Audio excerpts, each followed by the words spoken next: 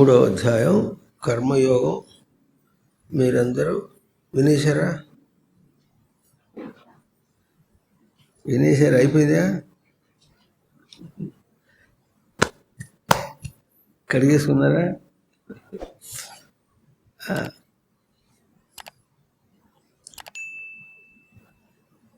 చెప్పండి. జాయసి ఎక్కడ ఏ శ్లోకం అయినా సరే చెప్పేటట్టున్నారు. చెప్తారా? జాయసి చేత్ కర్మణస్తే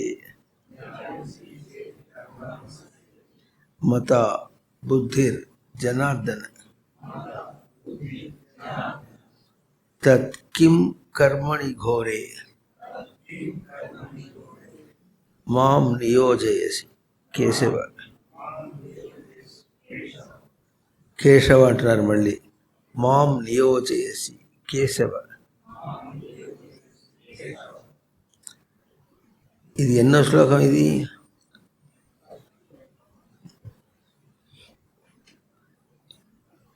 మొదటి శ్లోకం. అర్జునోవాచ శ్లోకం ఇది. కర్మయోగంలో మీరు కర్మను గురించి 3 పదములు విన్నారా? ఒకటేమో పని, ఇంకోటేమో ఇంద్రియ చేష్ట, మూడవది కర్మ. విన్నారా? ఇది చెప్పాలి. విన్నారా? 3 విన్నారా? చెప్పాలి. పని అంటే బయటగా చేసేది, అది బయటది. చేష్ట అంటే ఇంద్రియ చేష్ట అంటే ఇంద్రియాలతో, చేత్తో కానీ కాళ్ళతో కానీ, కన్ను, ముక్కు, చెవి, నోరు, స్పర్శేంద్రియం, ఈ ఇంద్రియాలతో చేసేదాన్ని చేష్ట అంటారు. లోపల బుద్ధితో చేసేదాన్ని కర్మ అంటారు. ఇప్పుడు మనకు గబుక్కన ఏం కనిపిస్తుంది? బయట పనులే కనిపిస్తాయి. తినటం, తాగటం, ఆఫీసు రావటం, ఆఫీసులో ఏదైనా పని చేయటము, ఇవి మనకు కనిపిస్తూ ఉంటుంది. దానికి బయట రూపం ఉంటుంది. అయితే దాంతో చేసేటప్పుడు మనం చేతులతోనో కాళ్ళతోనో కన్నుతో చూసుకుంటూ చేస్తాం. ఇది ఇంద్రియ చేష్ట. అయితే ఎట్లా చేస్తాం అంటానికి కాస్త తెలివిగా ఉండాలి కనుక దాన్ని బుద్ధితో అంటారు. బుద్ధితో చేస్తా ఉన్నారు. ఇంతకీ బుద్ధి అంటే ఏమిటో మీకు చెప్పారా?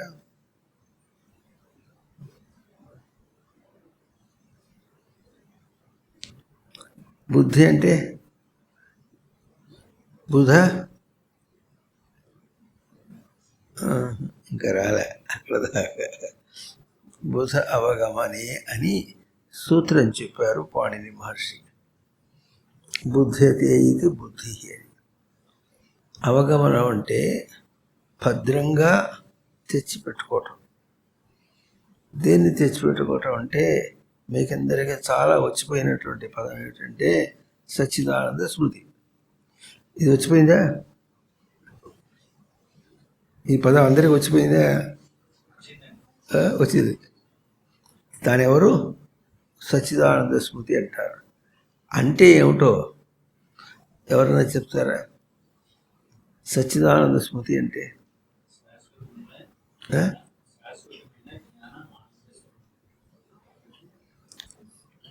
సచ్చిత్ ఆనంద. 3 పదములు ఉన్నాయి అక్కడ. సత్ అంటే ఉనికి. సత్ అంటే ఉండుట, ఉనికి. చిత్ అంటే చైతన్య, ప్రకాశ, నివాస, విచారణ, జ్ఞాన, 5 లక్షణాలు.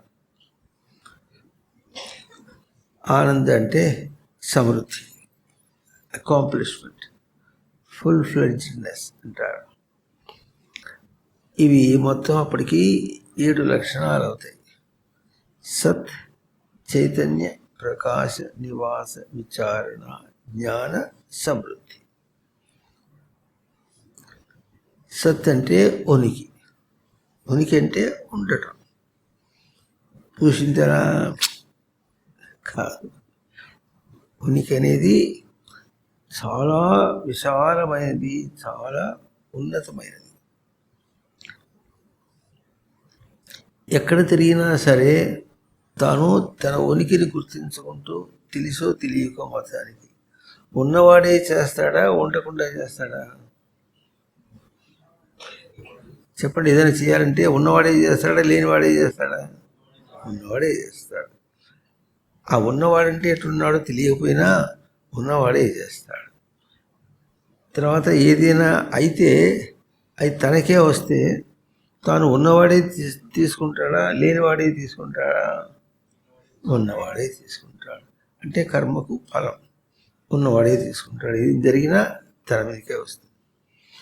తనే మొదలు, తనే చివర. మొదలు కారణం, చివర ఫలం. బయట పనిగా ఉంటుంది. దీనిలో అసలైన అంశం ఏమిటంటే బుద్ధిని ఇందాకటి చెప్పుకున్నాము. ఈ సచ్చైతన్య ప్రకాశ నివాస విచారణ జ్ఞాన సమృద్ధి అని 7 తనకు బయటికి పేర్లతో కనిపించేది కాదు. ఉన్నాననేది లోపలే తెలుస్తుంది, అంతేగాని బయటగా తిరగటంలే. బయట అద్దంలో చూసుకుంటే బొమ్మ కనిపిస్తుంది, దేహమే కనిపిస్తుంది, కానీ ఉన్నానని గుర్తింపు మళ్ళీ లోపలే వస్తుంది. ఆ ఉండటం అంటే ఎట్లా ఉన్నానో తక్కువ ఎక్కువ తను తాను చైతన్యవంతం చేసుకోవటం లోపల స్వరూపం. ఆ చైతన్యవంతం చేసుకుంది సరిగా చేసుకున్నాడా లేదా అని తనకే తెలియాలి. ఇది ప్రకాశం, వెలుగు, తెలియట. అట్లా తెలుసుకున్న దానిలో అయిపోయిందిలే, సరిగ్గానే ఉన్నానులే అని ఠలాయించి తలగా ఎత్తేసి తిరిగేవాడికి అట్లా లాభం లేదు. ఏమంటారు? ఉన్నవాడవైతే దానిలో ఉండి చూడు అన్నాడు. ఆ ఉనికిలో ఉంటే నీకు తెలుస్తుంది, ఎట్లా ఉన్నావో తెలుస్తుంది, నివాస అన్నాడు. ఆ తర్వాత ఉన్నానుగా, ఏదో ముక్కు చీదుకుంటూనో, ఏడ్చుకుంటూనో, రొప్పుకుంటూనో, కోపంతోనో, అసూయతోనో మొత్తానికైతే ఉన్నాను కదా. అట్లా కాదు సార్. ఉన్నాను అనేటటువంటిది, అట్లా ఉన్నటువంటిది తనకు ఎట్లాగూ ప్రతిఫలిస్తోంది. అంటే ఎదురు ఏం చెప్తోంది అని. అది ఎందుకు చెప్తుందంటే తాను ఉన్నవాడే ఉన్నటువంటిది సృష్టిలో పూర్ణమైనటువంటి స్వరూపం, నిశ్చలమైనటువంటి స్వరూపం, ఇంకా చంచలం కానటువంటి స్వరూపం. ఈ విధంగా విశాలమైనటువంటి స్వరూపం. అది తనకు ఎప్పుడూ గుర్తించినా గుర్తించకపోయినా లోపల దాన్నే ఆధారంగా మనిషి తిరుగుతాడు. గుర్తించినా గుర్తించకపోయినా అదే ఆధారం. నేను ఉన్నాను అనుకున్నాడంటే వాడు ఎట్టా అనుకున్నా సరే వాడు నిజమైన ఆధారంతో ఎట్టానో దుష్టంగా అనుకోవచ్చు. మైకంటూ ఒకటి ఉంటే దాన్ని కర్రనో ఏదన్నా అనుకోవచ్చు. మీకు రజ్జు సర్ప దృష్టాంతం చెప్పారు. తాడంటూ ఒకటి ఉంటే దాన్ని చూసి పావు అనుకున్నాడు. తప్పుగా అనుకున్నా తాడు ఉంటే పావు అనుకున్నాడు. తాడు ఏం లేకపోతే పాడు అనుకోడు కదా. ఆ తాడెట్టా ఉంది, కొంచెం అట్ట వంకలు తిరిగి పులి విప్పి ఉంది. చూసేటప్పటికి దాన్ని పాము అనుకున్నాడు. అట్లా ఉన్నదాన్ని తప్పుగా అనుకుంటే ఉన్నదాన్ని తప్పుగా అనుకుంటాడు, కానీ లేనిది ఏమి తెలియకుండా ఏమనుకోడు. అట్లాగే తాను ఒక శుద్ధమైన స్వరూపంలో ఉనికి రూపంలో ఉన్నవాడై ఉన్నప్పటికీ కూడా దాన్ని వేరే విధంగా అనుకోవటం అనేటటువంటిది అయినా కూడా ఆధారం మాత్రం శుద్ధమైంది. కనుక అటువంటి శుద్ధమైనది తనకెప్పుడు కూడా లోపల నుంచి తెలుస్తూ ఉంటుంది. బయట తిరిగేటప్పుడు దాంతో తిరగటంలో వక్రంగా, వ్యతిరేకంగా, ఎట్టదో అడ్డదిడ్డంగా తీస్తున్నాడు అనుకోండి, అది కూడా తనకు తెలుస్తూ ఉంటుంది. దానివల్ల కష్టం, దీనివల్ల స్పష్టం. అది కష్టం, ఇది స్పష్టం. ఆ తేడా వెంటనే మనకు తెలుస్తుంది. ఎందుకో చైతన్యవంతం చేసుకోవటంలో తప్పుగా చేసుకున్నాడు, అయిపోయిందిలే అన్నాడు, నాకు తెలిసిందిలే పో అన్నాడు, నేను ఉంటున్నానులే పో అన్నాడు. అట్లా అన్నప్పటికీ తీరా చేయవచ్చినప్పుడు తెలుస్తుంది. సరిగ్గా చేస్తున్నాను అంటాడు. చేస్తున్న తప్పుగా ఉన్న తనకు తెలిసినా గుర్తించడు అంటాడు. చివరికి అంతా అయిపోయిన తర్వాత అది పని చేయలే. అప్పుడేం తెలిసిపోతుంది? పని చేయలేదంటే అదట్ట ఇది ఇట్టా అని ఏదో ఒకటి చాలా ఇస్తాడు మనిషి. ఇదొక కబుర్లు చెప్తాడు, కాకమ్మ కబుర్లు అని చెబుతాడు. అయినా తెలిసిపోతుంది. తానే కుదురుగా ఉంటే బయటదంతా కూడా కుదురుగా జరుగుతుంది. ఇది తన కిరణము సూర్యుని యొక్క కిరణములు ఎట్లాగైతే వస్తున్నాయో తన కిరణము అక్కడ ప్రకాశించడం. తన ఇంద్రియములు, తనలో ఉన్నటువంటి 74 ట్రిలియన్ కణములు ఉన్నాయి ఈ దేహంలో. ఆ కిరణములన్నీ కూడా చక్కగా కుదురుగా ఉండి ఒక్కొమ్ముడిగా ఒక వ్యూహంలాగా పనిచేస్తాయి. ఆ తేడా వచ్చేసిందంటే తనకు లోపల స్మృతిని గుర్తించడం, బయట దాని వల్ల తన ఉనికిని గుర్తించడంలో తేడా వచ్చి మనకు అసంతృప్తి, అవమానము, లేకపోతే గుమ్మడికాయ దొంగ ఎవరంటే బుధాలు తడుకున్నాడట, అటువంటిది నేను చేస్తూనే ఉన్నా అన్నటువంటి వేషాలు ఉంటాయి. ఆ వంకర్లన్నీ కూడా బయటపడతాయి. అది విచారణ. అయితే తెలివైన వాడి వంకర్లు ఎప్పుడైతే వచ్చినాయో అప్పుడు తన ఉనికిని తనసరిగా ప్రయోగం చేయలేదు. అందుకనే మనిషిని పని సరిగా చేయకపోతే, పని కాకపోతే పనిని తిడతారా, చేసిన వాడిని తిడతారా? చెప్పండి. చేసిన వాడే తిడతారు. ఎందుకు తిడతారు? పనిగా చెడిపోయింది దాన్ని కదా అంటే చేసిన వాడు తిడతారు. చేసిన వాడిని ఎందుకు తిడతారంటే వాడు కుదురుగా లేకుండా చేశాడు, అంటే తన ఉనికిని కుదురుగా పెట్టుకోలేకుండా చేశాడు అంటే నిజమే చెప్తున్నారు, కానీ నిజం చెప్తున్నామని తెలియదు. వాడికంటూ నిశ్చలమైనటువంటి స్వరూపం ఒకటి ఉంటుంది. ఇది ప్రమాణం అన్నటువంటి అంశం బోధ మనకు సూటిగా అందటం లే. ఏమైందిరా నీకు అంటే అదట్టయింది ఇదట్టయింది అంటే అంటాడు. అదట్టయింది ఇదట్టయింది కనుక ఏమైనా సరే, దేహంతో ఏమైనా, బయట పరిసరాలు ఏమైనా, ఏదట్టయినా సరే తాను దాన్ని అతిక్రమించి ఉండగలటం. అతిక్రమించినట్టు తెలుస్తుందా?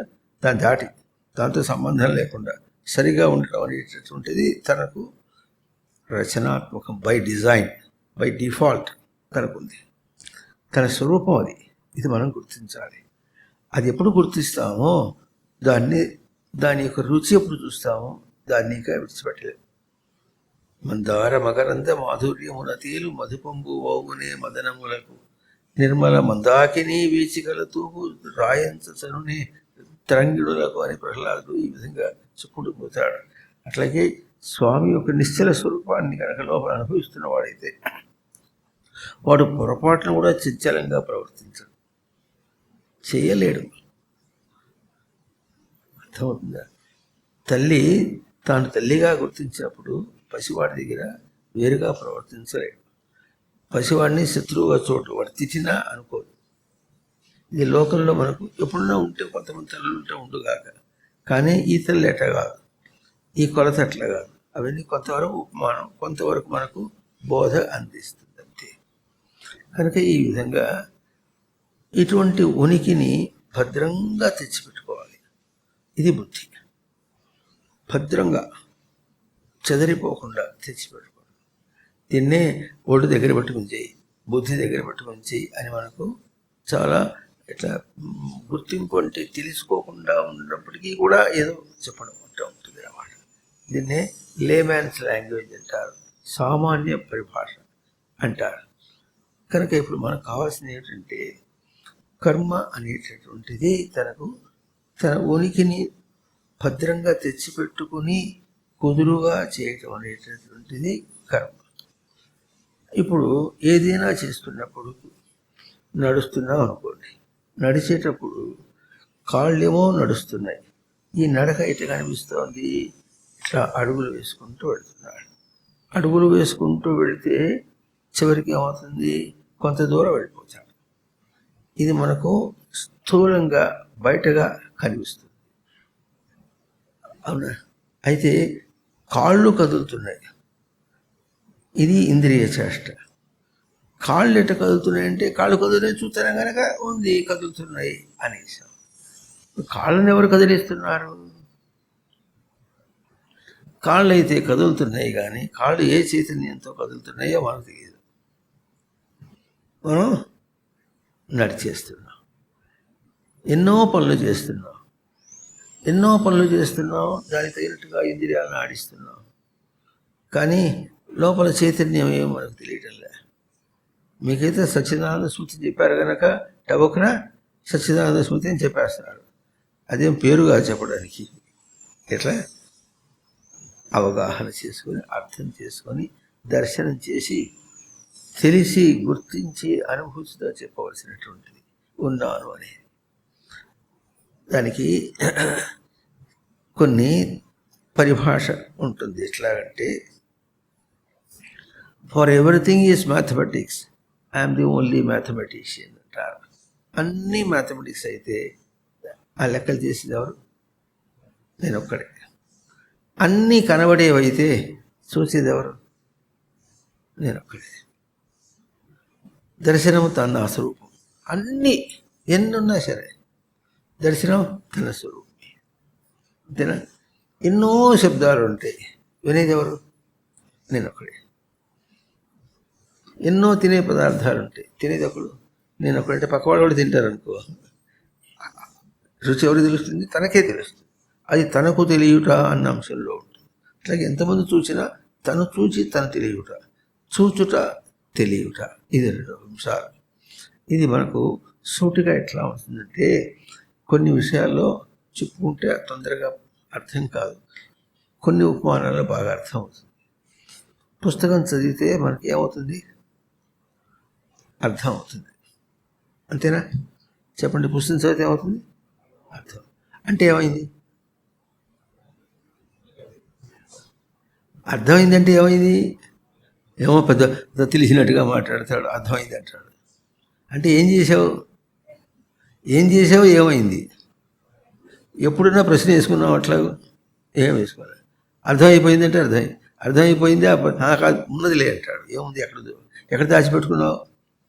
అర్థమైంది, ఎక్కడ దాచిపెట్టుకున్నావు? ఉన్నది అంటే పోయిందంటే ఎటు పోయింది? అర్థమవుతుందా?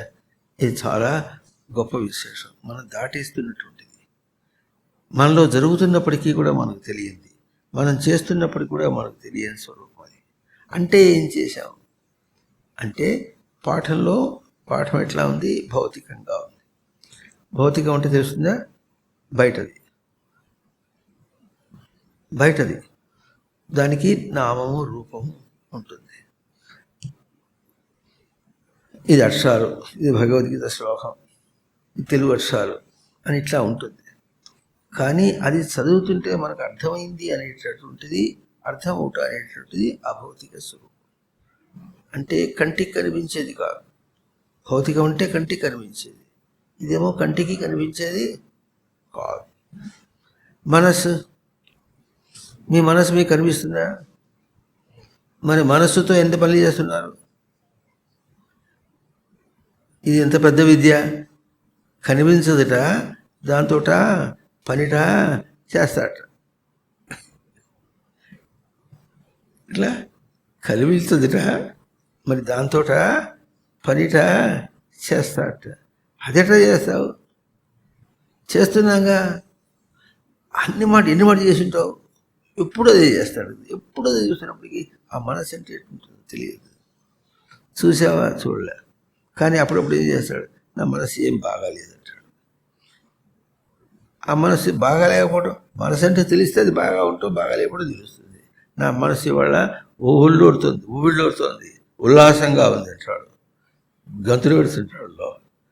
అంటే ఆ మనసుని ఏం గుర్తించాడు? ఎట్లా గుర్తించాడు? మనసుని బయట తిరిగే ఉల్లాసంతో పరిగెత్తడంతో చూశాడు, బయట తనకు ఏడుపు వస్తుంటే దాంతో చూశాడు, కానీ మనసు రూపంలో చూడటం.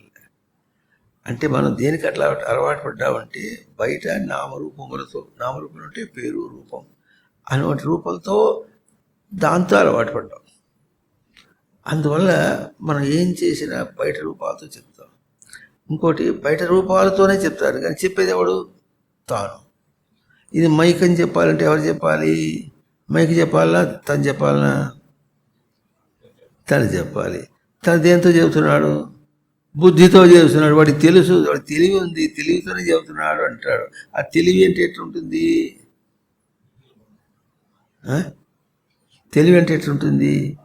తెలివి అంటే తెలిసి ఉండటం. ఏం తెలిసి ఉండాలి అంటే, ఏం తెలివితో చెప్తున్నావురా అన్నావు అనుకోండి, అంటే అతనికి తెలివిని కుదురు కాబట్టి చేస్తున్నావా లేదా అని. ఈ కుదురు అన్న పదం అర్థమవుతుంది మీకు అందరికీ? అందరికీ అర్థమవుతుందా? అర్థం కాని వాళ్ళు ఎవరు నోటి చేతులుతుంది కుదురు అనే పదం అందరికీ అర్థమవుతుంది. కుదురు అంటే స్టేబుల్, ఇంగ్లీష్లో స్టేబుల్ అంటారు. తాను కుదురుగా ఉన్నప్పుడు తన కుదురుతనము తనకే తెలుస్తుంది. ఇది తాను ఎక్కడ రీడింగ్ చేస్తాడు అంటే, ఎక్కడ తెలుస్తాడు, ఎక్కడ తెలుసుకుంటాడంటే మెదడులో తెలుస్తుంది. మెదడులో ఉన్న నరములు స్టేబుల్గా ఉంటాయి. ఎప్పుడైనా చెదిరిపోతే మెదడు చెదిరిపోతుంది తెలిసిపోతుంది. ఏమొచ్చినా సరే కోపము, తాపము, అసూయ అన్నీ కూడా ఇక్కడ వీ రీడ్ హియర్ అంటారు. అంటే అర్థమవుతుంది, ఇక్కడ చదువుతాం అంటారు. ఎట్లా చదువుతాము? అది అక్షరాలతో చదివేది కాదు, అది ఒక ఇంగ్లీష్లో ఫీలింగ్ అంటారు. అది మనకి ఇచ్చినప్పుడు మనకు తెలుస్తుంటాం. ఇది ఆ ఫీలింగ్ అనేది కూడా లోపల కంటికి కనిపించేది కాదు. మనసుతో పనిచేస్తున్నాం, బుద్ధితో పనిచేస్తున్నాం, తెలివితో పనిచేస్తున్నాం. అంటే మనం ఆధారం ఏమిటి? అభౌతికం. అభౌతికం ఆధారం అంటే అర్థం. అభౌతికం అంటే ఇప్పుడు అర్థమైందా? భౌతికం కానిది, భౌతికం కానిది అంటే కంటికి కనిపించేది కాదు.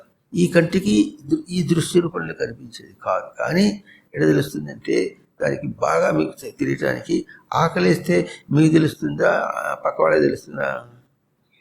తనకే తెలుస్తుంది. ఎట తెలుస్తుంది? ఆకలి కంటికి కనిపించట్లేదుగా. పొట్ట ఖాళీ అయింది అంటాడు, పొట్ట ఏమైనా తెరిచి చూశాడా? చెప్పండి, పొట్ట తెరిచి చూశాడా? ఎవరు తెలియడు, కానీ తెలుస్తుంది. ఆ తెలియటం అంటే ఎట్లా ఉంటుందో అది అభౌతికం. అభౌతిక దర్శనం అంటారు. ఏదైనా బయట పదార్థం కుర్చీ చూస్తే ఎట్లా స్పష్టంగా తెలిసిందంటాము, ఆకలి ఎట్ట స్పష్టంగా తెలుస్తుందా, అస్పష్టంగా తెలుస్తుందా? చెప్పండి, స్పష్టంగా తెలుస్తుంది. ఇది మనం బాగా గుర్తించవలసినటువంటి విషయం. అందువల్ల ఇప్పుడు మనం లోపల అభౌతికం ఆధారంగానే ఇంద్రియములు ఆ తేజస్సుతో పనిచేస్తాయి. అంటే ఉదాహరణకి ఈ చెయ్యి ఇట పెట్టుకున్నాడు, చెయ్యి ఎప్పుడు లేస్తుంది? లేవటానికి తన సిగ్నల్స్ ఇస్తే లేస్తుంది. తన సిగ్నల్స్ ఇస్తే మెదడులో ట్రిగ్గరింగ్ అవుతుంది. ట్రిగ్గరింగ్ అంటే తెలుసా మీకు? కొడితే దానికి సిగ్నల్స్ వస్తాయి అన్నమాట. అట్లా ట్రిగ్గరింగ్. అప్పుడు అక్కడి నుంచి మెదడు నుంచి ఇంద్రియాలకు వస్తుంది. ఏ ఇంద్రియాన్ని ఎక్కడ పోమంటున్నావు? మనం ఏమన్నా ఎప్పుడన్నా గుర్తించి, ఇదిగో ఇంద్రియమా ఇప్పుడు నీకు మెసేజ్ పెడుతున్నా చూడు, లేకపోతే నీకు మెయిల్ పెడుతున్నా చూడు, నువ్వు ఇక్కడి నుంచి నువ్వు కదలు, అది అట్ట పట్టుకో, ఇంత పట్టుకో, అంత పట్టుకో, ఇంత పట్టుకో చెప్తాము మనం. చెప్పడం లేదు, అదొక కంటిన్యూస్ ప్రాసెస్. అది ఎట్లా జరుగుతుందంటే, నీ ఉనికిని ఎట్లా నీవు నిలుపుకుంటావో అట్లా ఇంద్రియ చేష్టలు పోతాయి. అంత స్పష్టంగా అది వెళుతూ వస్తుంది.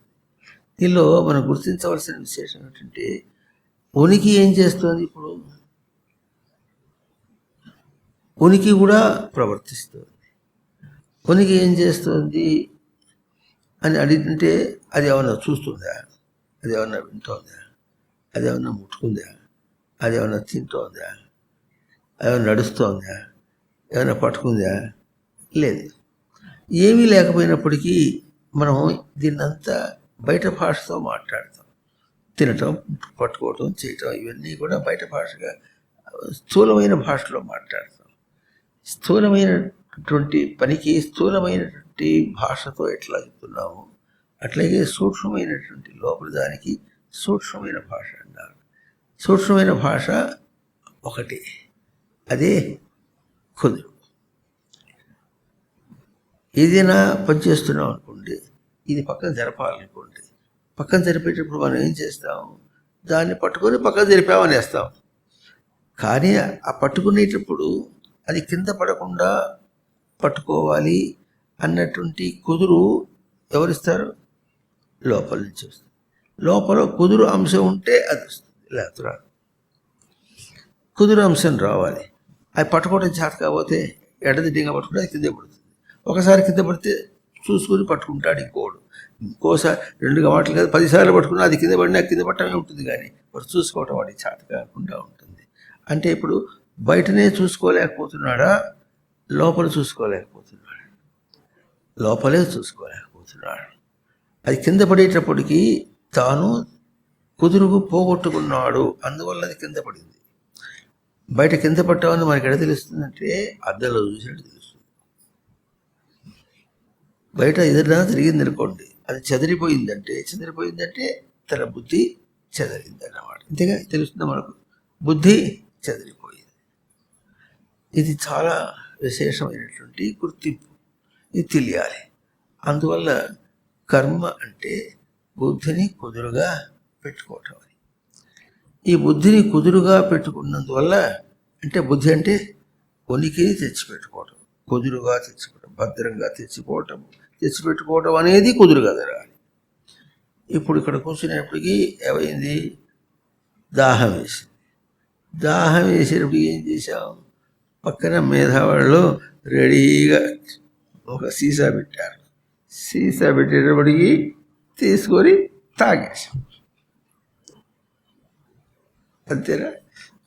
అని ఎట్లా గుర్తించాము? అట్లాగే కుదురు అనేటటువంటిది తన కిరణము బయట పని దాకా వెళ్ళింది, ఇది పట్టుకోవటం దాకా వెళ్ళింది. తన కిరణము చెదిరిపోవటం తనకే తెలుస్తుంది. చెయ్యి చెదిరిపోవటం ఎటు తెలుస్తుందో అట్లాగే బయట పని చెదిరిపోవటం తెలుస్తుంది. బయట పని చెదిరిందంటే అద్దంలో ప్రతిబింబం తెలిసింది. ఏ అద్దంలో? బయటంతా అద్దమే. అందుకే ఇక్కడ ఆ శ్లోకంలో జాయసీ చేత్ కర్మణస్తే మత బుద్ధిర్జనార్దన,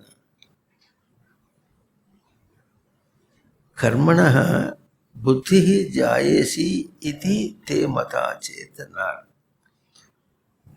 అందరూ ఏమనుకుంటారంటే ఈ పనులు ఈ కర్మలు నాకేమొద్దు, నాకేం కావాలి? జ్ఞానం కావాలంటాడు. అని పోయాడు వాడు ఉంటాడు. అదంతా అక్కడ జ్ఞానాన్ని మనకెందుకులే, మనం ఇక్కడే కొట్టుకుంది అవస్థ కూడా అంటాడు. అవస్థ ఏముంది కనుక, ఇది బాగానే ఉంది, ఏముంది కనుక, ఇప్పుడు నాకేమైంది? బాగానే ఉన్నానుగా, ఎంత అందంగా ఉన్నాను చూడు, నా మీసం ఎంత బాగుందో చూడు, నా బుర్ర మీసం బాగుంది చూడు అంటాడు. ఏమంటాడు? నా బుర్ర మీసం చూడు ఎంత బాగుందో అంటాడు. నా ప్యాంటు చూడు ఎంత బాగుందో, నా షర్ట్ చూడు ఎంత బాగుందో. ఇది మాకు కంపెనీ వాళ్ళు ఇస్తారు అని ఇట్లా మనం ఎట్టెట్టగో అనుకుంటాం, అనుకుని మనం చేస్తూ పోతున్నాం అనమాట. ఇది ఈ వాళ్ళు ఉంటారు. ఇప్పుడు మనకు ఏ అంశానికి వస్తున్నామంటే, ఇంతకీ వేదాంతమును సాధన చేయాలంటే, ముక్తిని సాధన చేయాలంటే ఏం చేయాలి? ఎక్కడికన్నా పోయి ఇవన్నీ వదిలిపెట్టేసి ఎక్కడైనా పోయి చేయాలన్నా, ఇక్కడే ఉండి చేయాలన్నా, ఇక్కడే ఉండి చేయాలంటే వీళ్ళంతా పీకు తింటున్నారే, అన్నీ పీకు తింటాయి, అన్ని విషయాలన్నీ పీకు తింటున్నాయి. సంసారం అంతా పీకు తింటుంది, మిమ్మల్ని పీకు తింటం లేదు. అంతేనా? సంసారం మిమ్మల్ని పీకు తింటలే, కానీ దాకా రాలే. సంసారం పీకు తింటుంది, విషయాలన్నీ పీకు తింటున్నాయి. పొద్దులేసి ఎట్లా ఉండాలి? పద్ధతిగా ఇట్లా పరిగెత్తినట్టుగా పరిగెత్తాల్సింది, బస్సు పట్టుకోవాలి, కంపెనీకి వెళ్ళాలి, చేయాలి. అంతా అయిపోయిన తర్వాత మళ్ళీ రావాలి, మళ్ళీ తినాలి, మళ్ళీ పడుకోవాలి. అంతే. చేసిందే చేసి పాడిందే పాడరా, పాసుకోలే దాసుడా అన్నట్టుగా అని మనకు విసిగే వస్తుందా? ఇంతకీ ఏ సత్యం? ఇవన్నీ విడిచిపెడితేనే సత్యమా? విడిచిపెడితే లేదా అక్కడికి పోతేనే సత్యమా? ఇప్పుడు దీన్ని ఏం చేయాలి? ఇది విడవటమా, అక్కడికి పోవటమా? అది కష్టంగానే ఉంది, ఇది కష్టంగానే ఉంది అని ఈ విధంగా మనం ఏమి తెలుసుకోనేటటువంటి విధంగా ప్రవర్తించడం కాదన్నారు. కనుక ఏం చేయాలంటే, ఎందుకు చెప్తున్నారంటే, మనం నిత్య కర్మ ఏమిటి అంటే బయట చేసే పని కాదు, నువ్వు ఏం చేసావు కాదు, బుద్ధిని ఎట్లా పెట్టుకుని చేసావు. బుద్ధి ఏం చేస్తుంది? అదెట్ట, ఇదెట్ట, అది కష్టం, ఇది ఇష్టం, ఇదైతే పర్వాలేదులే, అమ్మా అది నీ వల్ల, ఇదా బాగా చేస్తా అని ఇటువంటి లేనిపోనివన్నీ కల్పించుకొని ఎంతసేపు ఉంటాయి? కాసేపు. ఇదే బాగా ఉంది అంటాడు. ఏది గట్టిగా ఒక డజన్ అరటిపళ్ళు తింటాడా? చెప్పండి, తినగలడా? తినలేడు. బాగుందిగా, తీయగా బాగుంది కదా, మొదటి పండు తినేంటాడు. ఎక్కడి తెచ్చారు? చాలా బాగుంది. ఏది ఎవరు తెచ్చారు? ఆ గింజలు తీసుకురండి, మా తోటలో కూడా వేసుకుంటా అంటాడు. మరి అంత బాగున్నవాడు రోజు తినచ్చుగా. ఒక సామెతోడు తెలుసా మీకు? ఎక్కడైనా బావ కానీ వంగ తోటలో బావ కాదట. వంగ తోట అంటే వంకాయలు పండే చోట. ఎందుకంటే వంకాయ దానికి అది అంత రుచి ఎవడు పెట్టాడు మొత్తానికి. వంకాయలు నాకు ఎంత ఇష్టం అంటే భలే ఇష్టం, పిచ్చి ఇష్టం అంటాడు వాడు. ఇంకోటి చెప్పడు, బాగా ఇష్టం చెప్పడానికి పిచ్చి ఇష్టం అంటాడు. సరే పావం కావాలి కదా అని ఆ ఇల్లాలు ఏం చేసింది, రోజు వంకాయ కూర తెచ్చిపెట్టుకుంటుంది. రోజు వంకాయ కూర చేసి 2 రోజులు తిన్నాడు, 3 రోజుల తర్వాత ఇప్పుడు వంకాయ కూరైనా ఇంకో దొరకలే నీకు అంటాడు. అంటే నీకు ఇష్టం కదా అని చేస్తున్నా రోజు. అంటే ఇష్టం ఉంటే ఎట్లా ఉంటుంది ఏంటి అంటాడు. మరి ఇష్టం ఉంటే ఎట్లా ఉంటుంది? ఇష్టం ఉంటే కాసేపు తర్వాత పోయేదా? అంటే ఇష్టమైంది కూడా మనకు కష్టమైందే. ఎప్పుడు దాన్ని నిలుపుకోలేము. నిలుపుకునేది ఏమిటి? ఉన్నా కష్టాల్లో ఉన్నా, అవస్థపడుతూ ఉన్నా, చస్తూ నేను ఈ కొంపలో చస్తూ ఏమైనాడు? ఉన్నాడు ఊడలే. ఆ ఉండటం అనేది ఎట్లా ఉంటుందో అది ఎట్లా ఉంటుందంటే నీ చావుకి ఏం సంబంధం లేకుండా ఉంటుంది. అది చస్తున్నప్పటికీ కూడా ఉన్నా, కష్టాల్లో కూడా ఉన్నా. దానికి గుణం వేరు, దీని దర్శనం వేరు. అదేమో బాధగా ఉంది, ఇదేమో తనకు ప్రశాంతంగా ఉన్నాను కనుక. దాన్ని ఏమంటారు? ఏదైతే పోతే పోన్లే, బతుకుంటే బలిశాఖ తినచ్చు అంటాడు. బతుకుంటే చాలు, అది పోతే పోయిలే, ఆస్తులు పోతే పోయిలే, మనం ఉన్నాగా.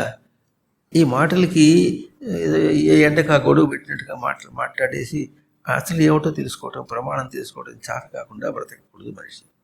మనకు కావాల్సిన ఏమిటి? తన ఉనికి తనకు చాలా పవిత్రమైనది, చాలా స్పష్టమైనది. దాన్ని విడిచి మనం ఉండలేము.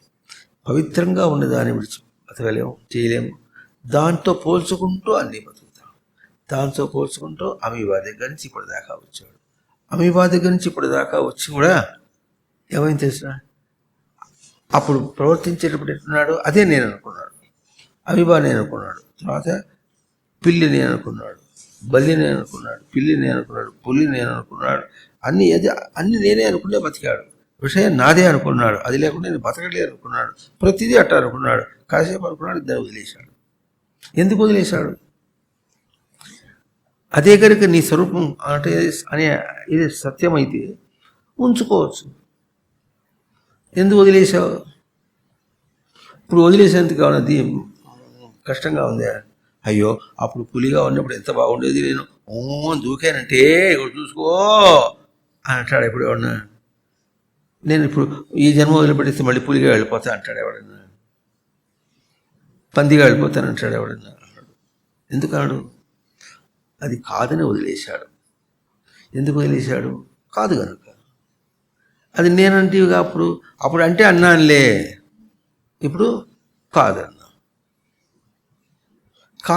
అప్పుడే కాదని వదిలేశాడు. అవునంటే ఉంచుకునేవాడు.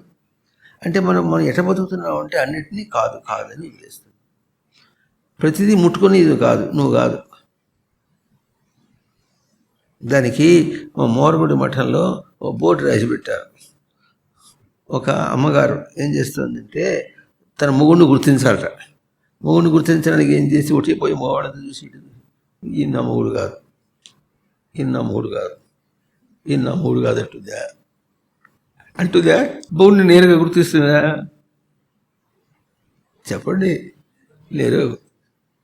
పెళ్ళాన్ని ఇది నా పెళ్ళాం కాదు అంటాడు. అప్పుడంటే పెళ్ళాం అంటే ఎట్లయినా చౌకగా చూస్తారు కనుక కాదనేస్తాడు. అంటే మూడు ఇట్లా కాదని ఆడపిల్ల కాదు.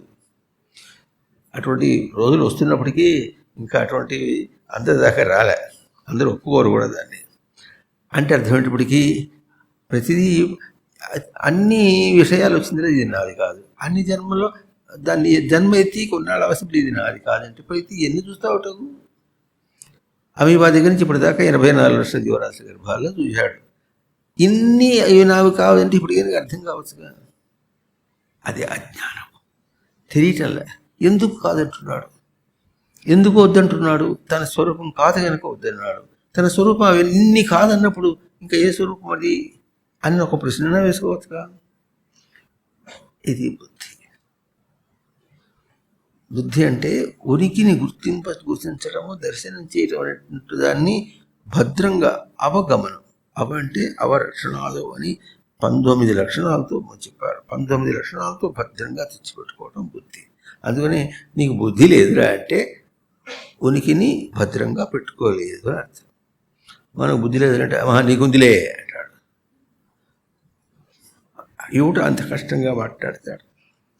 అందువల్ల అట్లా కాకుండా ఇప్పుడు మనకు కావాల్సింది ఏంటంటే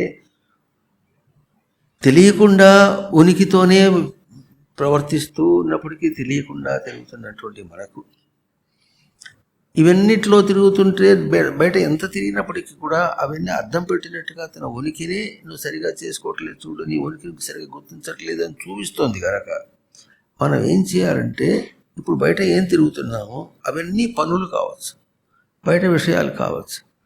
అయితే దానికి తనకు ఏం సంబంధం అంటే అవన్నీ విషయాలైనా అవి దాన్ని తను విడిచేస్తున్నాడు. ఇప్పుడు కూడా విడుస్తున్నాడు. ఎట్లా విడుస్తున్నాడు? అది తన స్వరూపం కాదు అని గుర్తించి విడవటం అనేది, ఆ గుర్తించడం అంటే ఎట్లా ఉంటుంది అది తెలుసుకోవడం దానికోసం వచ్చాం.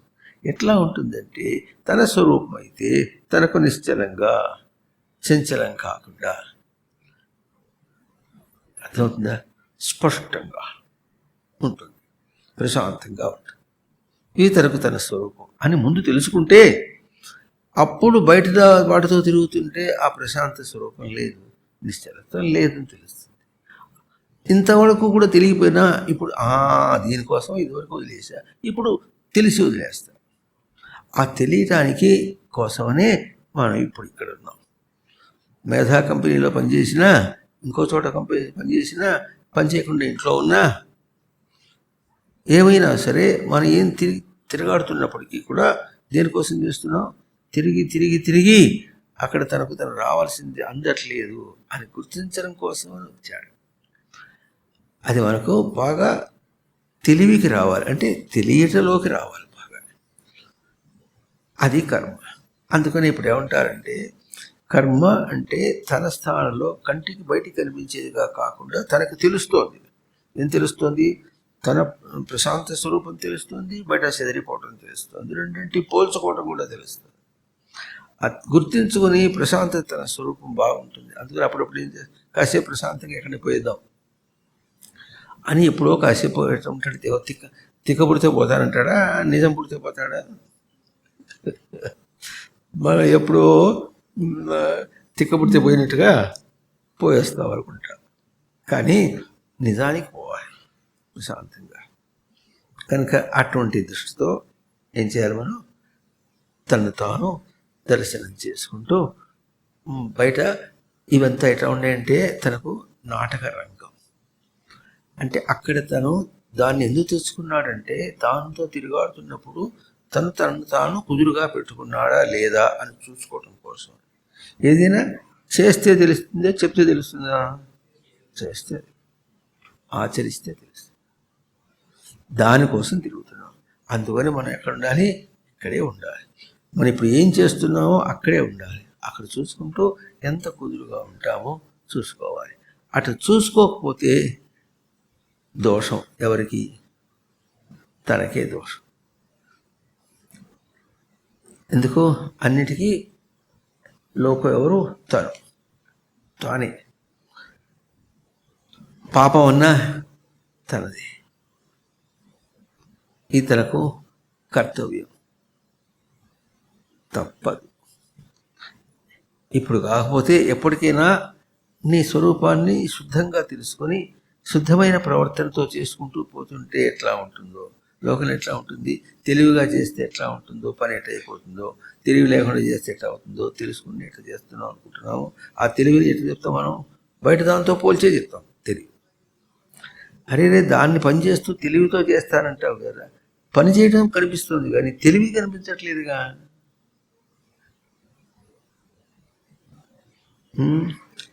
ఈ మధ్య ఇంకోటి కూడా కొత్తగా మనం చదువుల్లో ఏమవుతుందంటే న్యూటన్ గారు ఒకసారి ఇట్లా కూర్చొని చూస్తున్నాడట, చెట్టు మీద యాపిల్ పండు కింద పడిందట. మీకు తెలుసా లేదా? చూసారా? విన్నారు కదా? అప్పుడు ఈ వెంటనే ఉన్నాడు, భూమికి ఆకర్షణ శక్తి ఉన్నది అని ఒక సైన్స్ చెప్పేశాడు. మనమంతా దాన్ని పట్టుకుని బాగా రుబ్బి రాచిరంపాలు పెట్టి మనం సైంటిస్టులు అయిపోయాం. అయితే ఒక చిన్న ప్రశ్న వేసుకుంటే, భూమికి ఆకర్షణ శక్తి ఉన్నది అన్నమాట ఎవరు చెప్పారు? భూమి చెప్పిందా? చెప్పిందా? లేదు. చెట్టు చెప్పిందా? యాపిల్ పండు చెప్పిందా? మరి ఎవరు చెప్పారు? తన తెలివే చెప్పింది. అంటే అంత సైన్స్ ఎక్కడుంది ఇప్పుడు? తన లోపల ఉంది. అదేమో కంటి కనిపిస్తూ చెప్పినటువంటి బయట కింద పడింది కనుక ఆకర్షణ, ఇది గుడ్డిగా చెప్పినట్టు. కానీ అది గుర్తించడానికి తన ఏ తెలివి ఉన్నదో ఆకర్షణ అన్నారు. ఆకర్షణ అంటే ఆస్మృతో కర్షతి, అంటే తన స్మృతిలో తన ఉనికిని దర్శనం చేసుకుంటూ కృషి చేస్తే అర్థమైంది అది, అదట్టా ఉందని. అంతేనా? ఇప్పుడు బయటగా కనిపించినటువంటి దాన్ని ఫిజిక్స్ని అయితే శాస్త్రం చేసి అందరికీ చదివేశారు, కానీ ఆ సమయంలో తన అభౌతికంగా తనకి ఏ తెలివి అందిందో అది కూడా ఒక శాస్త్ర పాఠం చెప్పారా లేదా? చెప్పండి, పాఠం చెప్పాలా లేదా? కానీ ఎవరు చెప్పలేదు. బయట ఇన్ని సైన్స్లు చేస్తున్నారు, ఇన్ని ఎక్స్పెరిమెంట్స్ చేస్తున్నారు, ఇంత తిరుగుతున్నారు, కానీ చైతన్యం ఎరుగు కదా. తోటి వారి తొక్కులాడే ఆటలాడే అభినయించి చైతన్యమెరుగదాయే ఆత్మరూపతనను విడిచే. మనం ఎంతెంత తిరుగుతున్నాం, అంత తిరుగుతుంటే చైతన్యం లోపల ఏమి అది తెలియటంలా. కనుక అది తెలియజేయడం కోసం మనం వచ్చాం. ఆ చదువు చదివితే చదువు, ఆ బతుకు బతికితే బతుకు. అవునా? ఇప్పుడు అట్లా కాకుండా మనకేం పిచ్చి అంటే లోకంలో డబ్బు పిచ్చి. ఏం పిచ్చి? డబ్బు పిచ్చి. ఒరే ఇక్కడి నుంచి అక్కడికి కదులుతా, ఏమి ఇస్తావు? ఏమి ఇస్తావంటే చంప మీద చెళ్ళని ఒక దెబ్బ ఇస్తా. చెంపకు చెయ్యి పరంబగునప్పుడు ఏమి ఆదేశం బగు తెలియదా? చమత్కార జోకులవి. తెలుగు భాష నేర్చేటప్పుడు ఏమంటారే, ఉత్తునకు అచ్చు పరంబగనప్పుడు టొగాగంబగు అని టొగాగమ సంధి చెప్పారు. అట్లాగే చెంపకు చెయ్యి పరంబగునప్పుడు కంటి నీరు ఆదేశం బగు. బరిగే వస్తుంది, కంటి నీరు కాదు, ఏం కాదు. ఏదైనా కదిలిస్తే ఏం కావాలి? ఎంత ఇస్తావు? ఏదో ఇస్తే తగలబడతారంటే అదేదో ముందు చెప్పు, తర్వాత బేరం కాదు, ముందు చెప్పుకుంటాడు. అంతేగాని ఎవరైనా పిలిచి పని చేయాలంటే 1000 రూపాయలు ఇవ్వమంటాడు. బేరం పొద్దునుంచి వచ్చిన తర్వాత 1000, సాయంత్రం దాకా ఏదో అటు తిరిగి అయిపోతుంది, సాయంత్రం అయిపోతుంది. 1000 సాయంత్రం అయిపోయింది, నేను నీ దగ్గరే ఉన్నాగా 1000 రూపాయలు ఇచ్చేయమంటాడు. మరి 1000 రూపాయలు ఇస్తే నువ్వు 1000 రూపాయలు ఎంత పని చేయాలా? పని చేయొద్దురా. చేశానుగా, ఏం చేశా? నువ్వు నన్ను రమ్మన్నావు, అడిగిపోయినా, వాడెవడో పిలిచాడు, వాడితో మాట్లాడుకుంటూ కూర్చున్నా. ఇప్పుడు దీన్ని మనం ఏమంటాం? తప్పంటావా ఒప్పంటావా? చెప్పండి. అటు తిరిగేవాడిని ఏమంటారు?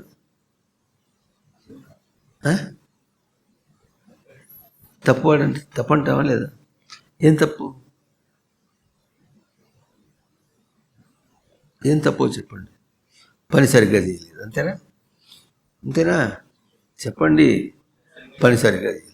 పని సరిగ్గా చేయడం తప్పని అక్కడే అంటే వాడేమంటాడు? నేను ఎందుకు సరిగ్గా చేయలే అని తిరగదీప మాట్లాడతాడు వాడు.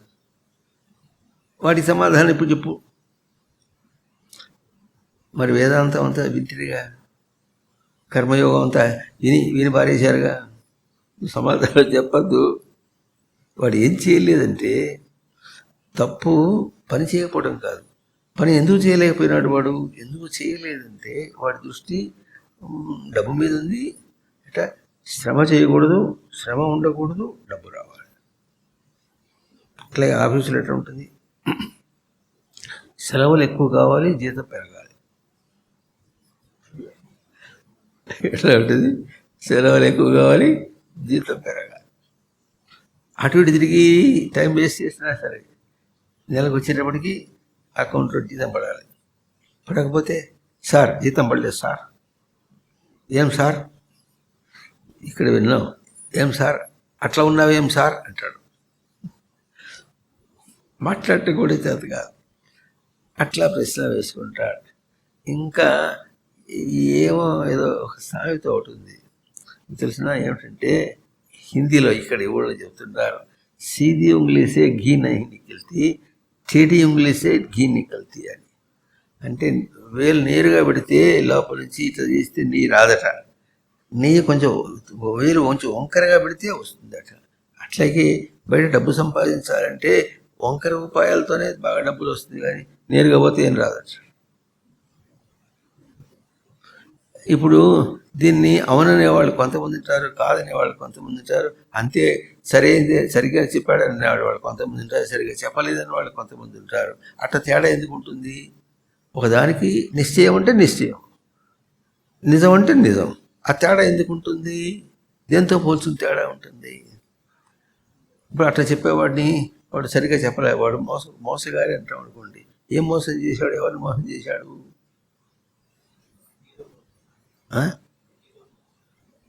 ఎవరిని?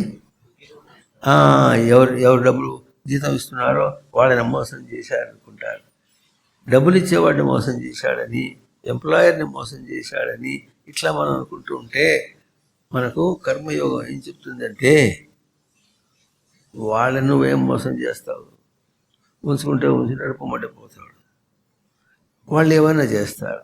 అయితే దానికంటే ఎక్కువ మోసం మనం ఏం చేస్తున్నామంటే తనకే మోసం చేస్తున్నాడు.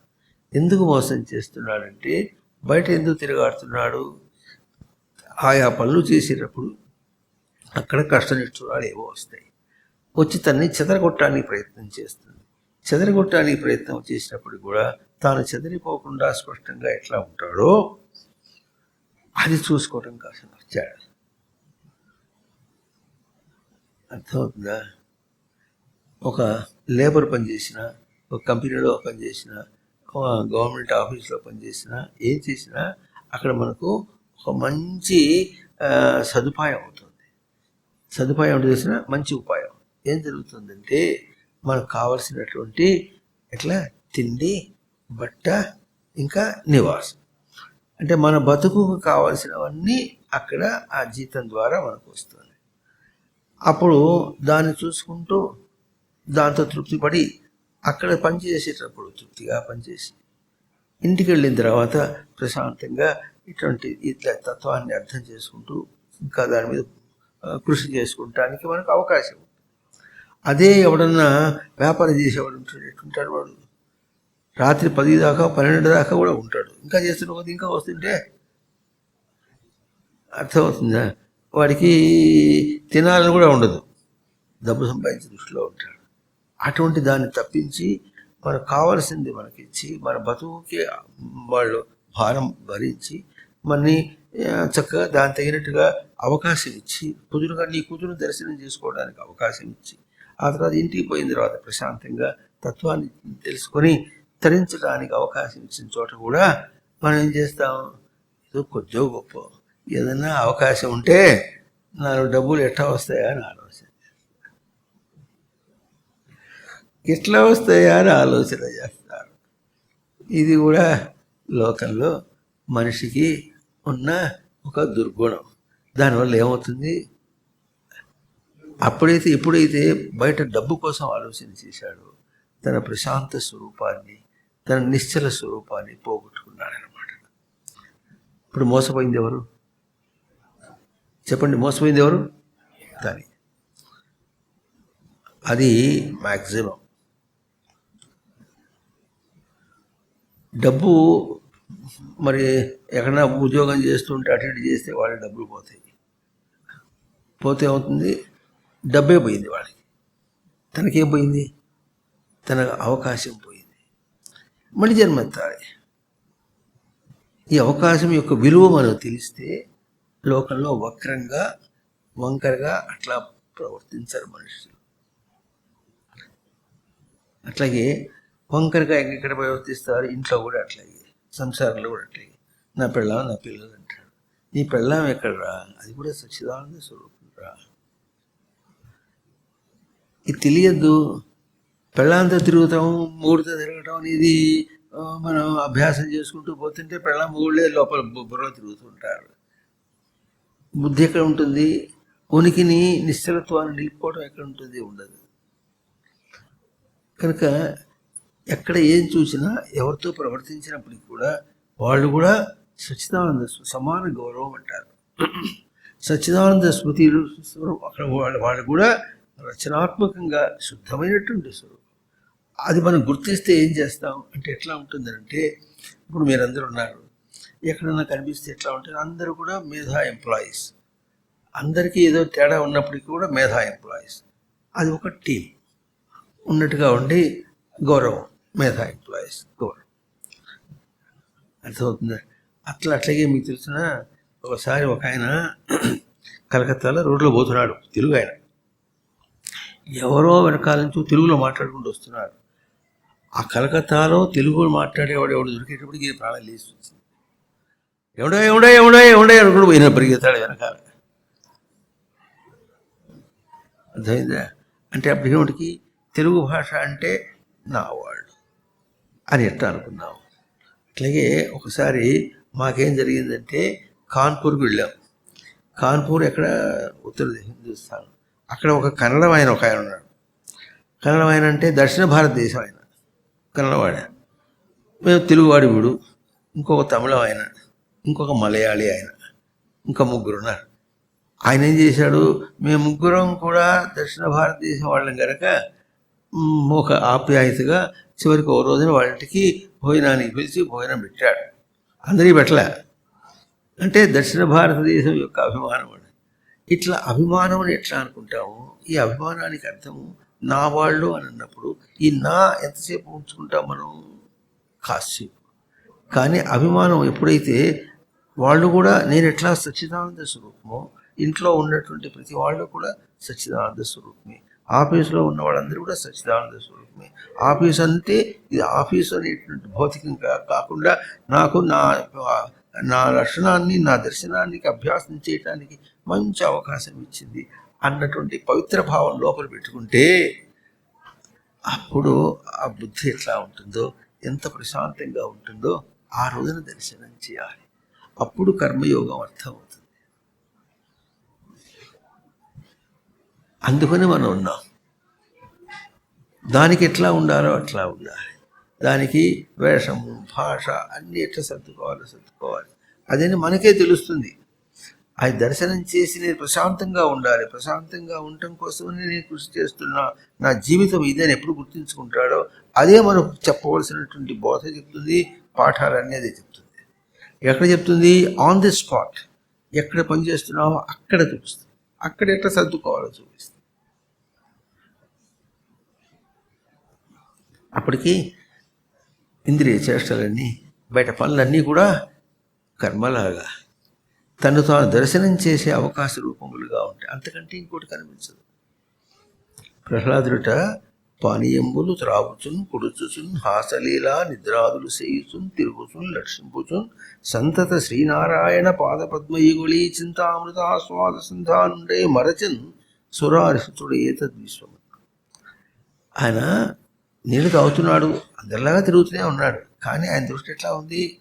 ఇది దాని పొట్టగా ఇది పడేస్తే, దేహానికి ఇట్లా పారేస్తే నాకు అడ్డం లేకుండా ఉంటుంది అని ఎప్పుడు కూడా ఆ నారాయణుడి యొక్క స్మరణలోనే బతికేవాడట. అట్లా ఉండి ఏం చేశాడు? మరచన్ సురారిసుతుడు ఏతద్విశ్వం. ఈ లోకాన్ని అంతా మర్చిపోయినాడు.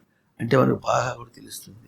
ఎప్పుడన్నా మనకు వేరే విధంగా వ్యతిరేకంగా తెలుస్తుంది అంటే కొత్తగా పెళ్ళినప్పుడు, అతను కొత్తగా పిల్లవాడు పుట్టినప్పుడు.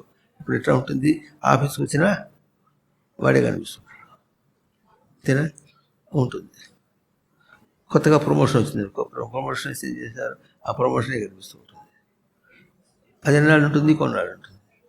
పెళ్ళ మీద మోజు ఎన్నాళ్ళు ఉంటుంది, కొన్నాళ్ళు ఉంటుంది. కొడుకు పుట్టిదాకా ఉంటుంది. కొడుకు పుట్టి మీద మోజు ఎన్నాళ్ళు ఉంటుంది అంటే వాడికి ఏదైనా రోగం వస్తే అప్పుడు దాకా ఉంటుంది. రోగం వచ్చిన తర్వాత విడుదల పుట్టాడప్ప. ఈ రోగాలు చేతుల చచ్చిపోతున్నా ఈ లేనిపడి పుత్రులనే వస్తూ ఉంటాయి. ఇవన్నీ వస్తాయి. అట్టా అనకూడదు. అట్టా అన్నాం అనుకో, అప్పుడు ఏమవుతుంది, వాడు సచ్చిదానంద స్వరూపం తీసి దర్శనం చేయటం లేదన్నమాట. వాడు దేహం సరిగా ఉంటే వాడు కూడా ప్రశాంతంగా ఉంటాడు అనే దృష్టితో ఆ లక్ష్యంతో ఇప్పుడు మనం చేశాము, అప్పుడు మనం కర్మను ఆచరించిన వాళ్ళు అవుతాం. అట్లాగే ఆఫీసులో పనిచేస్తున్నామంటే ఎట్లా ఉంటామంటే ఏదో ఆఫీసు మెక్క పెట్టాలని గొప్పగా చేయాలని అనుకోవద్దు, దాని మీద పాడు చేయాలనుకోవద్దు, ఏమనుకోవద్దు. నువ్వు నిశ్చలంగా పనిచేయడానికి ప్రయత్నం చేస్తే ఆ నిశ్చలత్వం నువ్వు చేసే ఆఫీస్ పనికి ఎంత బాగా పనికి వస్తుందో ఆ రోజున దర్శించి ఎవరన్నా మెచ్చుకుంటారనుకోండి, ఇది నేనే దొరికాను నీకు మెచ్చుకోవడానికి అనాలి.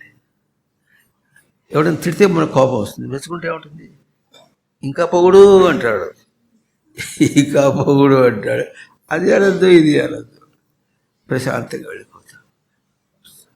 అట్లా విశ్వమున్ మరచే అన్నట్లుగా ఎవరన్నా పొగిడినా, ఎవరన్నా నిగటం అంటే తిట్టడం, ఏమన్నా చేసినా ఏమైనా మనకు సంబంధం తెలియదు. ఆ తెలియకుండా ఎట్లా మనం ప్రశాంతంగా ఉంటామో చేస్తే తెలుస్తుంది. కనుక ఇక్కడ కానీ మీరు కానీ ఎవరైనా సరే, మనకు తెలిసిన వాళ్ళు ఎవరైనా సరే, తర్వాత ఇంట్లో సరే, ప్రతి వాళ్ళకి కూడా ఇదే దృష్టి. ఈ దృష్టి మనకు సృష్టి ఇచ్చినటువంటి, రచనాత్మకంగా ఇచ్చినటువంటి ప్రమాణమైనటువంటి దృష్టి. అవునా? ఈ విషయంలో భగవద్గీతలో మంచి శ్లోకం ఉంది కర్మయోగంలో. ఏమంటారంటే, నమే పార్థాస్తి కర్తవ్యం త్రిషు లోకేషు కించన నా అనవాప్తం అవాప్తవ్యం వర్తయే వచ్చే కర్మణి. అది మనకు కూడా కావాలి. ఇది చేస్తే ఇది వస్తుంది, అది చేస్తే అది వస్తుంది అన్నటువంటిది నాకేం లేదు. అది పొందాలి, ఇది పొందకూడదు అనే భేదం కూడా నాకేం లేదు. కానీ నేను కర్మ ఎందుకు ప్రవర్తిస్తున్నా అంటాడు. మరి స్వామి కూడా ఏం కర్మ ఉంటుందంటే అది మీకే తెలుస్తోంది. మీరు ఎన్నెన్ని పనులు చేస్తున్నారు, ఎన్నెన్ని విషయాల్లో తిరుగాడుతున్నారు, వాటికన్నిటికీ తాను కూడా ప్రవర్తించి మీకు అండగా ఉంటున్నాడు.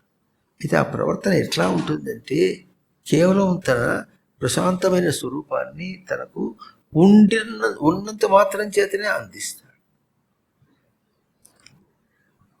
అర్థమవుతుందా? ఉన్నంత మాత్రమే చేతనే అందిస్తాడు. ఒక ఆఫీసులో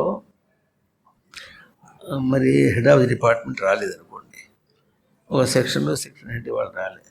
సెక్షన్ హెడ్ రాలేకపోతే ఆయన రాలేదు కనుక మనకు ఆయన అట్ట అంటాడు ఇట్లాంటి పిలుస్తాడనేటువంటి అంశములు లేవు కనుక కొంచెం వదులుగా ఉంటాం. మనం ఎట్లా ఉంటాం? కొంచెం వదులుగా ఉంటాం. మళ్ళీ రేపు ఆయన వచ్చేస్తే కొంచెం గట్టిగా బిగుగా ఉంటాం. ఆ తేడా మనకి ఎడ తెలుస్తుందో అట్లాగే లోపల ప్రశాంత స్వరూపం తనకు ఎంత స్పష్టంగా ఉంటుందంటే తను ఏమి చేయదు, కేవలం ఉన్నంత మాత్రం చేతనే అవతల మనం చెదిరిపోయినటువంటి దాన్ని తేడా చూపించి మనని కాపాడి తప్పిస్తుంది. దానికి ఒక ప్రశ్న వేసుకుంటాం. 84 లక్షల జీవరాశుల గర్భాలు దాటి వచ్చావు కదా, మరి నువ్వు ఏం చేశావు, ఏం తపస్సు చేసి వచ్చావు మరి దాటి రావడానికి ఎవరైనా చెప్పగలరా? మీరు చేసిన తపస్సు ఏమి మానవ జన్మ రావటానికి? చెప్పండి, చెప్పగలరా? చెప్పగలరా? ఎందుకు చెప్పలేరు? తిరిగల్లా.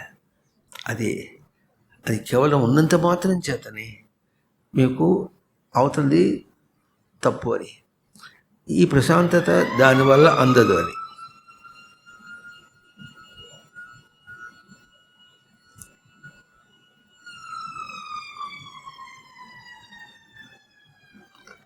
ఈ ప్రశాంతతను ఎట్లా గుర్తిస్తున్నామో ఈ ప్రశాంతత అవతల రావటం లేదు అని మనకు తెలుస్తుంది. ఇది ఉన్నందువల్ల ఇది ప్రమాణం. పోల్చుకున్నాం. అర్థమవుతుందా? ఇట్లా పెట్టి చూపించినప్పుడు ఏది పొడుగు అంటే ఇది పొడుగు, ఇది పొట్టి. ఇది పొట్టి అని ఏం చెప్పాము? ఈ పొడుగుతో పోల్చి పొట్టి అని చెప్పాము. ఇది రిలేటివ్. కానీ అబ్సల్యూట్నెస్ అంటారు. అబ్సల్యూట్ అంటే ఎక్కడ తిరిగినా ఏం తిరిగినప్పటికీ కూడా అవేవి కూడా తన ప్రశాంతతని ఇవ్వటం లేదు అన్న మాట మనకి ఎప్పుడు తెలుస్తుందో అప్పుడు అది మనకు కేవలం ఆ ప్రశాంతత అందదు అన్న మాట ప్రశాంతత మనకు అనుభవంలో ఇస్తున్నందువల్ల మనం రక్షిస్తుంది. ఇది లోపల స్వామి చేసేటటువంటి కర్మ కేవలం ఉన్నంత మాత్రం చేతని. అట్లాగే తాను కూడా పనిచేస్తున్నప్పుడు శ్రమ లేకుండా ఎట్లా ఉంటాడంటే, ఎందుకు ఉంటాడంటే తాను ఉన్నవాడే కానీ చేసేవాడు కాదు. కర్తృత్వం తనకు లేదు, నేను చేశానని అనుభవించే భోక్తృత్వం లేదు. అట్లా లేకుండా ఎప్పుడు ఉంటుందో తాను ప్రశాంతంగా ఉంటాడు. నేనే చేసేవాడిని అంటే అప్పుడు ఏం చేస్తాడు? అంటాడు. ఏమంటాడు? అంటాడు. లేకపోతే ఓ అంటాడు. అంతా నాకేనా పని? వాళ్ళు ఏమో కూర్చుంటారు, వాళ్ళకేం పని లేదు, వాళ్ళకే జీతం వస్తుంది, నాకు జీతం వస్తుంది. ఇటువంటి మాటలు ఏవో ఒకటి లోకల్లో చాలా ఉంటాయి. అవన్నీ మనం పట్టించుకోకూడదు. అంటే ఎందుకు పట్టించుకోకూడదు అంటాడు. అంటే లౌకికంగా ఏదైనా సమాధానం చెప్పడానికి ప్రయత్నం చేస్తే అప్పుడు ఎందుకొని ఎదురు వస్తుంది, దానికి డిబేటింగ్ ఉంటుంది. కానీ ఏం చేసినప్పటికీ కూడా అవతల దాన్ని ఏదన్నా అన్నానంటే అది నేను అనుభవించాలి. వాడు పనికిరాని వాడని తిట్టామనుకో, అనుకున్నాం అనుకోండి, వాడు పనికిరాని వాడు అనేటటువంటి భావం, పనికిరాని భావాన్ని నేను పోషించాలి. నేను ప్రశాంతంగా ఉండాలి, అది నేను పోషించాలి. లోకంలో ఎట్లా ఉంటే నీ పాటి నువ్వు చూసుకొని నీ పని చూసుకుంటూ పోరా అంటాడు. ఆ మాట సరిపోదు లోకానికి. నేను ప్రశాంతంగా, నా ప్రశాంతతకు నేను వాడిని పనికిరాని వాడిని అని అనుకుని ఆ భారం నేను పెట్టుకోవాలి. నాకంతా ఎందుకు ప్రశాంతత, నేను ప్రశాంతంగా ఉంటాను, నా పని నేను చేసుకుంటూ ఉంటాను అని అనుకోవటం. అట్లా పని చేసుకున్నప్పుడు మీకు తెలుసో తెలియకో స్వామి ఎందు తెలియకుండానే మనకు భక్తి ఎట్లా ఉంటుందో అట్లాగే నీ చేసే తీరు అవతల వాళ్ళకి మంచి ఆకర్షణ కలుగుతుంది. మరి వాడిని ఏమనకూడదురా, వాడి పని చేసి ఉండిపోతుంటాడు, వాడిని ఏమైనా చేస్తే పాపం, ఏమన్నా అంటే పాపం అనుకుంటాడు. మహాత్ములు ఏందో అదే దృష్టి ఉంటుంది. అట్లా అయితే నేను మహాత్ముడు అయిపోతానా కాదు. అంటే కాదు. మహాత్ముడు కావటం అంటే ఎట్లా ఉంటుంది? తను ఎంత కుదురుగా ఉంటాడంటే చెలించకుండా ఉంటాడు. ఉన్న రాయి చెలించకుండా ఎట్లా ఉంటుందో, ఇప్పుడు ఈ బల్ల చెలించకుండా ఎట్లా ఉంటుంది? కదిలిస్తే కదులుతుంది, లేకపోతే కదులుతుంది. ఇది కదిలించినా కదులుతుంది, కానీ తన ప్రశాంతత ఎవరు తన్ని చెదరగొట్టినా తాను చెదిరిపోడు. ఇది కర్మ. ఈ కర్మకు చేరుట కర్మయోగం. ఇంతవరకు మీరు శ్రవణం చేసింది ఈ కర్మయోగం. దాన్ని చక్కగా దృష్టిలో పెట్టుకొని ఆఫీసులో పనిచేసినా, ఇంట్లో తిరిగినా, బయట తిరిగినా, ఏం చేసినప్పుడు కూడా అవన్నీ బయటవి తాను ఎప్పుడు కూడా ఒక ఉన్నవాడే, తాను ఉన్నవాడే అక్కడ ఉన్నాడని చేసినప్పుడు అక్కడ ఉన్నానని గుర్తించడం కంటే తాను ఉన్నానని గుర్తించుకుని తాను ఉన్నవాడే అక్కడ తను అక్కడ తిరుగుతున్నాడని గుర్తించాలి. కానీ తను ఉన్నవాడని తన స్వరూపాన్ని వదిలిపెట్టేసి అక్కడ తిరుగుతున్న దానివల్ల మెర్రీ గోయింగ్ అంటారు, అంటే జల్సగా తిరగటం లేకపోతే ఏడవటం ఇటువంటి ప్రవర్తనలో కాదు అన్నారు. అర్థమవుతుందా? అందువల్ల కర్మయోగాన్ని చక్కగా శ్రవణం చేశారు. కర్మయోగం అంటే ప్రశాంతంగా ఎట్టు తిరిగినా చెదిరిపోకుండా ఉండటం, ప్రశాంతత చేసుకుంటూ పోతుంటే ఎన్ని ఇక్కట్లు అంటే ఎన్ని కష్టాలు వచ్చినా దాన్ని దాటడం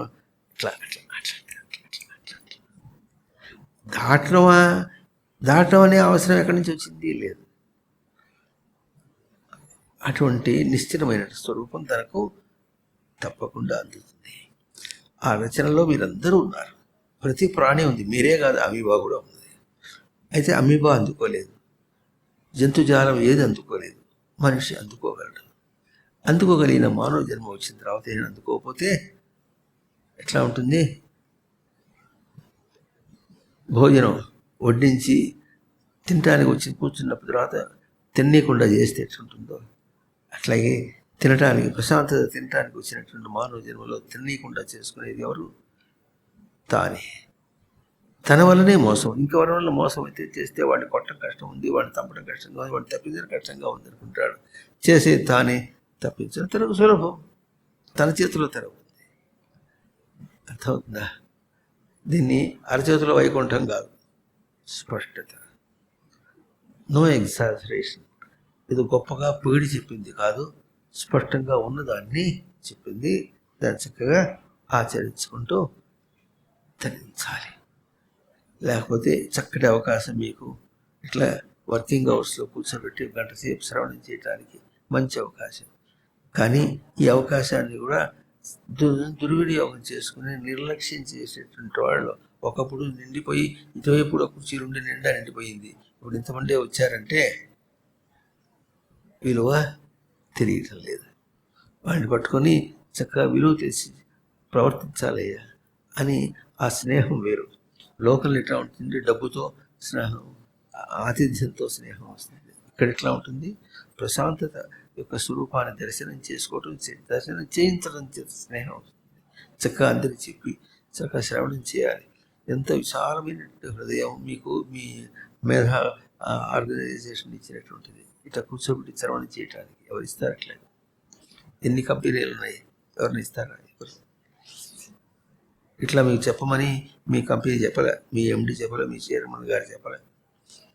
ఇది వేదాంతం, అది నిజం. ఆ నిజం మీకు చెప్పాలి. అది కర్మయోగం. ఓ సత్